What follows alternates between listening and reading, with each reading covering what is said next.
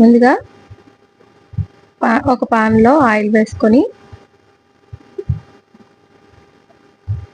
Oil heat చేసుకున్న తర్వాత ముందుగా మ్యారినేట్ చేసుకున్న చికెన్ని ఫ్రిడ్జ్లో తీసుకున్న తర్వాత కార్న్ఫ్లోర్ చల్లుకొని ఇలా కలుపుకోవాలి. బాగా చికెన్ అంతా కలుపుకోవాలి. 1 గంట పాటు మ్యారినేట్ తీసుకున్న చికెన్ని ఇలా కార్న్ఫ్లోర్లో వేసుకొని కలుపుకుంటున్నాం అనమాట. ముందుగా అల్లం వెల్లుల్లి పేస్టు, కారం, ఉప్పు, పసుపు వేసుకొని మ్యారినేట్ చేసుకున్న తర్వాత ఫ్రిడ్జ్లో పెట్టుకున్నాం. ఇంకా పెరుగు అయితే వేయలేదండి. కార్న్ఫ్లోర్ కలుపుకొని ఇలా వేయించేసుకోవాలన్నమాట ఆయిల్లో. సిమ్లో పెట్టుకొని వేయించుకోండి.